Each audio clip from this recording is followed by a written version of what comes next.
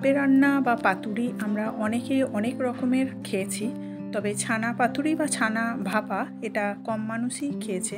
তো আজকের রেসিপি ছানা ভাপা।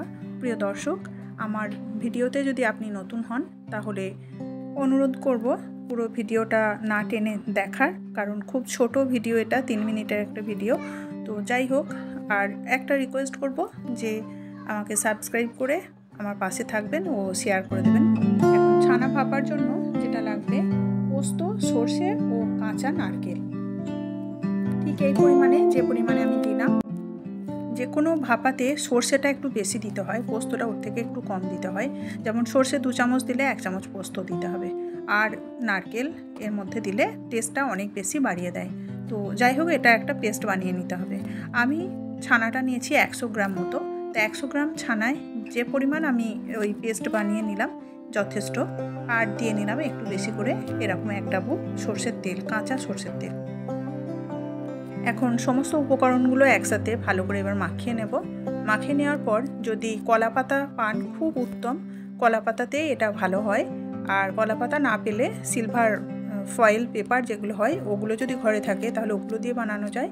আর তাও যদি না থাকে তাহলে টিফিন কৌটোর মধ্যে ভরেও এটা ভাত দিয়ে নেওয়া যায়।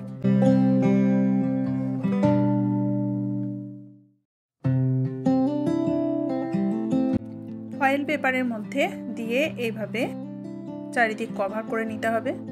আর যেহেতু এটা অ্যালুমিনিয়ামের ফয়েল, তো এটাকে বাঁধাবাঁধির আর কোনো ঝামেলা থাকবে না, এমনি এটাকে কভার করলে এটা হয়ে যাবে ব্লক। ঠিক এইভাবে ভাঁজটা দিতে হবে।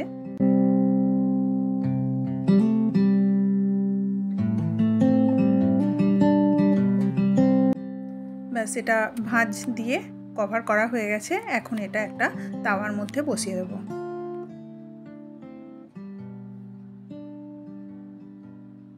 এখন ঢাকনা বন্ধ করে এটা 20 মিনিট মতো হতে দেব।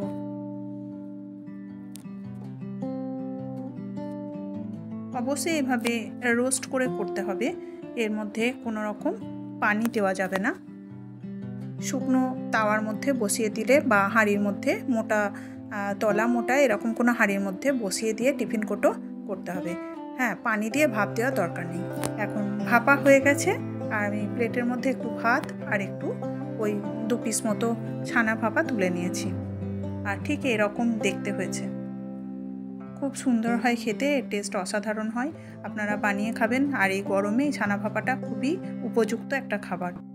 আশা করি আপনাদের ভিডিওটা বা রেসিপিটা ভালো লেগেছে।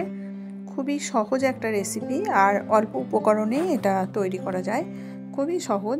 যাই হোক, আপনাদের মূল্যবান সময়টা ভিডিওতে দেওয়ার জন্য অনেক ধন্যবাদ। আজ এই পর্যন্ত, পরে কথা হবে নতুন আবার কোনো রেসিপি নিয়ে। ততদিন আপনারা সুস্থ থাকবেন ও শান্তিতে থাকবেন।